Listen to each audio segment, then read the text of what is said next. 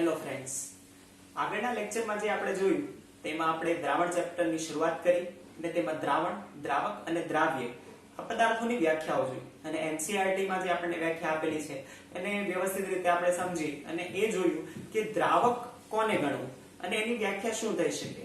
તો એના વિશે આપણે જોયું, એની વ્યાખ્યાઓ જોઈ અને આગળ હવે આપણને આપેલું છે દ્રાવણના પ્રકાર અને એનું સરસ ટેબલ આપેલું છે.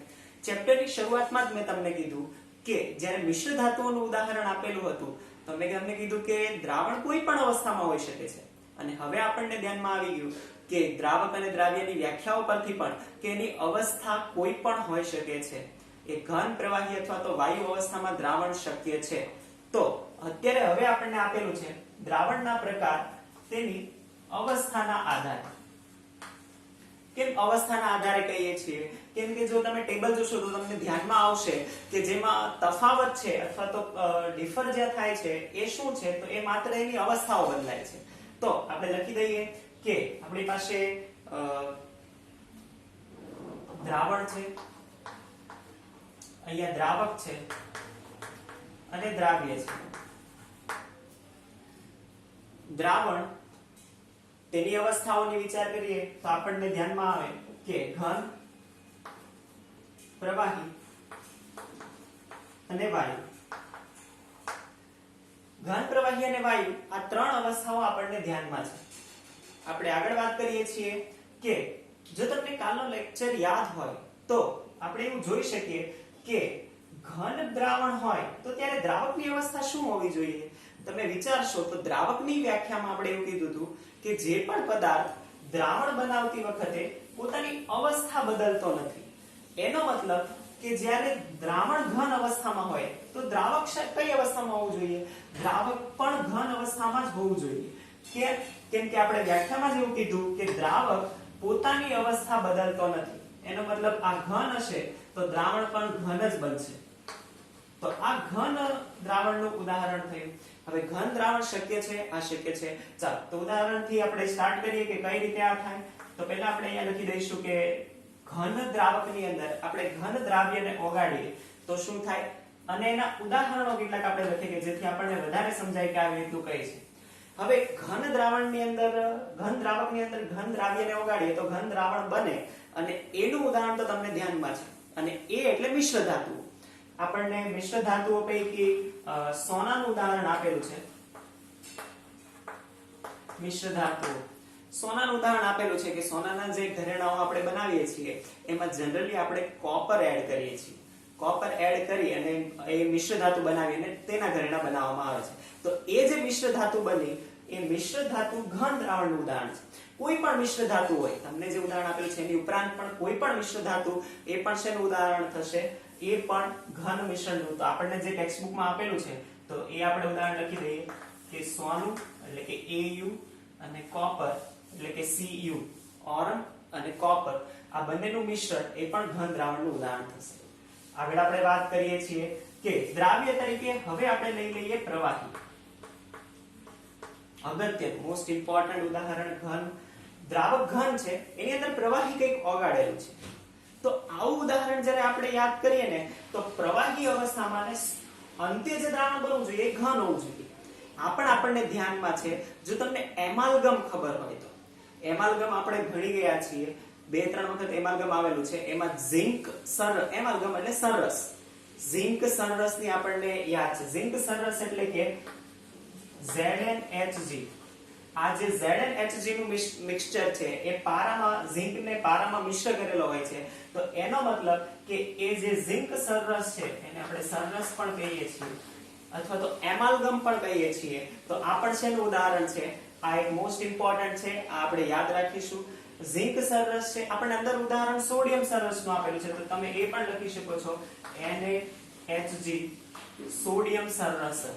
પારામાં જ્યારે પણ કોઈકનું મિશ્રણ બનાવવામાં આવે તો એ સરરસ તરીકે ઓળખાય, એમાલ્ગમ તરીકે ઓળખાય અને એ વેલ નોન 2 ઉદાહરણો આપણે લખેલા છે.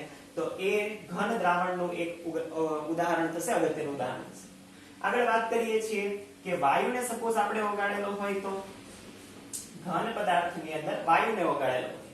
ઘન પદાર્થની અંદર વાયુને ઓગાળેલો હોય એવું એક ઉદાહરણ છે અને એ એટલે જો તમને હાઇડ્રોજનેશન પ્રક્રિયા યાદ હોય ઓર્ગેનિક કેમિસ્ટ્રીમાં, તો હાઇડ્રોજનેશન પ્રક્રિયા એટલે કે હાઇડ્રોજનનું ઉમેરાવું.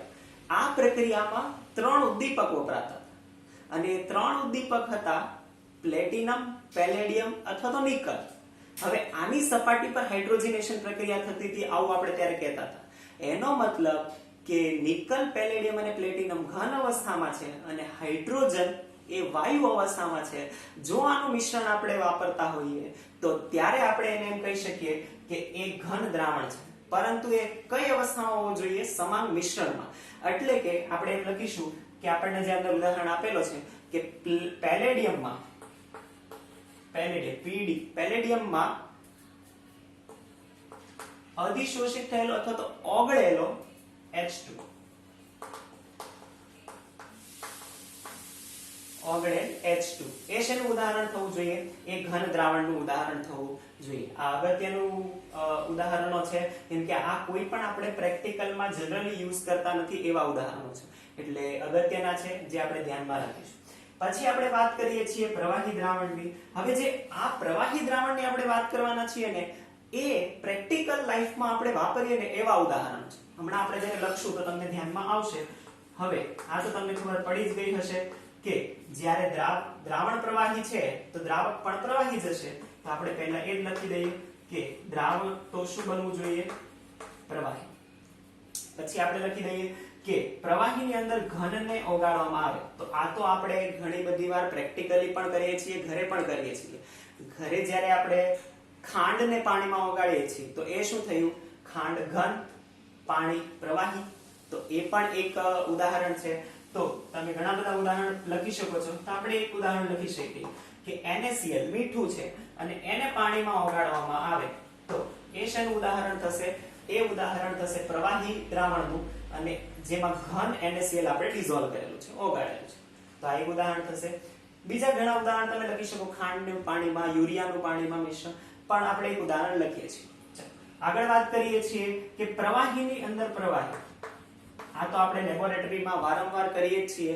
લેબોરેટરીમાં આપણે જ્યારે HCl નું દ્રાવણ બનાવીએ, H2SO4 નું દ્રાવણ બનાવીએ તો એ બધા જ પ્રવાહીમાં પ્રવાહીનું દ્રાવણ છે, કેમ કે બંને જ પ્રવાહી અવસ્થામાં હોય છે. તો અત્યારે આપણને જે ઉદાહરણ આપેલું છે તો એ આપણે લખી દઈએ. આપણને પાણી અને ઇથેનોલ નું ઉદાહરણ આપેલું છે તો આપણે એ લખી દઈએ કે ઇથેનોલને જ્યારે પાણીમાં ઓગાળવામાં આવે તો એ શેનું મિશ્રણ બનવું જોઈએ? એ મિશ્રણ બનશે પ્રવાહીનું પ્રવાહીમાં. તો આ પ્રવાહી દ્રાવણ છે. અગત્યનું છેલ્લું છે એ છે વાયુ. હવે તમે વિચારો, જો તમને ધ્યાનમાં આવતું હોય અને આસપાસ તમે જુઓ તો તમને કોઈ એવું ધ્યાનમાં આવે છે કે જે પ્રવાહી દ્રાવણ છે, પ્રવાહીમાં અંદર વાયુ ઓગાળેલો હોય, એટલે કે O2 કે CO2 ઓગાળેલો હોય. હવે તમને ધ્યાનમાં આવી ગયું હશે કે જે આપણે સોડા વોટર કહીએ છીએ એ સોડા વોટર શું છે? તો સોડા વોટર એ પાણીની અંદર એટલે કે H2O ની અંદર કાર્બન ડાયોક્સાઇડ ને ડિઝોલ્વ કરેલો હોય છે. સોડા વોટર પાણીની અંદર કાર્બન ડાયોક્સાઇડ ને ડિઝોલ્વ કરેલો હોય છે. તો એનો મતલબ કે H2O અને CO2 નું મિશ્રણ એ પણ શું થવું જોઈએ? પ્રવાહી દ્રાવણનું ઉદાહરણ થવું જોઈએ. હવે આપણને જે ટેક્સ્ટ બુકમાં ઉદાહરણ આપેલું છે એ ઉદાહરણ આપણને આપેલું છે H2O + O2. આપણને ધ્યાનમાં જ છે કે જે તળાવ છે કે નદી છે એની અંદરની જે સજીવ સૃષ્ટિ છે એ ઓક્સિજન ક્યાંથી મેળવે? તો ત્યારે આપણે એવું કહીએ કે એ સજીવ સૃષ્ટિ પાણીમાં દ્રાવ્ય થયેલ ઓક્સિજનમાંથી શ્વસન ક્રિયાને કરે છે. પાણીમાં દ્રાવ્ય થયેલ, એનો મતલબ પાણી પ્રવાહી, ઓક્સિજન વાયુ. તો આ પણ શેનું ઉદાહરણ થશે? પ્રવાહી. તો એ ઉદાહરણ પણ તમે લખી શકો છો. હવે મોસ્ટ ઇમ્પોર્ટન્ટ છેલ્લું, અને એ એટલે વાયુ. વાયુ દ્રાવણ પણ શક્ય છે. હા, વાયુ દ્રાવણ પણ શક્ય છે. ત્યારે દ્રાવક તો શું રહેવું જોઈએ? કમ્પલસરી વાયુ જ રહેવું જોઈએ. દ્રાવણ તો વાયુ જ રહેશે. હવે દ્રાવણ વાયુ હોય અને ત્યારે આપણે એમ કહી શકીએ કે દ્રાવ્ય પદાર્થ શું હોઈ શકે? એ ઘન પ્રવાહી અથવા તો વાયુ હોઈ શકે છે. તો જો દ્રાવણ ઘન હોય તો આપણે વિચારીએ કે એવો કોઈ પદાર્થ ઘન અવસ્થામાં છે જે વાયુ સાથે મિશ્ર થઈ શકે. તો એવો એક પદાર્થ આપણને ધ્યાનમાં આવે અને એ એટલે કેમ્ફર. કેમ્ફર એટલે કે કપૂર. કપૂરનું જો હવામાં મિશ્રણ હોય, હવા એટલે કે નાઇટ્રોજન આપણને આપેલું છે કેમ કે મેક્સિમમ તો નાઇટ્રોજન છે હવામાં. તો કપૂરનું જે હવામાં મિશ્રણ છે એ પણ શેનું ઉદાહરણ છે? વાયુનું ઉદાહરણ છે. જનરલી એ વાયુ અવસ્થામાં છે એટલા માટે. બીજું આપણે કહીએ છીએ પ્રવાહી. હવે તમે આ પ્રેક્ટિકલી રિલેટ કરી શકો કે એવું કોઈ ઉદાહરણ દ્રાવણનું કે જેમાં પ્રવાહી અવસ્થામાં એટલે કે ડ્રોપલેટ્સ હોય અને વાયુ પણ હોય, અને એ એટલે ધુમ્મસ. જ્યારે ધુમ્મસ હોય છે તો ધુમ્મસમાં પાણીના પ્રવાહી અવસ્થામાં કણો હોય છે અને હવા તો હાજર હોય જ છે. તો એનો મતલબ કે હવા અને પાણીના એ પ્રવાહી કણો, હવા અને પાણીના પ્રવાહી કણો એ શેનું ઉદાહરણ થવું જોઈએ? એ ઉદાહરણ થવું જોઈએ વાયુ દ્રાવણ. અત્યારે તમને અંદર ઉદાહરણ આપેલું છે એ નાઇટ્રોજન અને ક્લોરોફોર્મ નું આપેલું છે, કેમ કે એ પણ શું થશે, ક્લોરોફોર્મ એ પ્રવાહી અવસ્થામાં અને વાયુ અવસ્થામાં નાઇટ્રોજન, તો એનું પણ તમે ઉદાહરણ લખી શકો છો. તો આપણે એ પણ લખી દઈએ ક્લોરો. અને છેલ્લું છે વાયુનું વાયુમાં મિશ્રણ. હવે આ થાય કે શું વાયુ અને વાયુ બંને મિશ્ર થઈને પણ દ્રાવણ બનાવે? હા. અને એનું ઉદાહરણ એટલે હવા.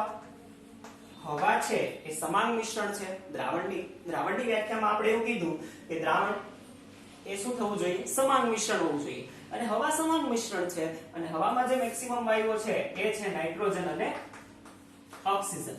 તો કહી શકીએ કે હવા એ વાયુ દ્રાવણનું ઉદાહરણ છે, જ્યાં દ્રાવક તરીકે વાયુ અને દ્રાવ્ય તરીકે પણ વાયુ છે. તમે કોઈ પણ મેક્સિમમ અવસ્થામાં નાઇટ્રોજન છે તો નાઇટ્રોજનને આપણે દ્રાવક લઈ લઈએ, O2 ને આપણે દ્રાવ્ય લઈ લઈએ. રાઈટ? તો આ આપણે જે છે એ દ્રાવણના પ્રકારો અવસ્થાના આધારે કીધા. ઘણા બધા ઉદાહરણો આપણી ટેક્સ્ટ બુકમાં છે, ઘણા બધા નથી, તો એ નોટ કરી લેજો. અને આ આખું જ જે ટેબલ છે MCQ માં અતિ અગત્યનું છે, તો એ આપણે ધ્યાનમાં રાખવાના છીએ. રાઈટ? Thank you.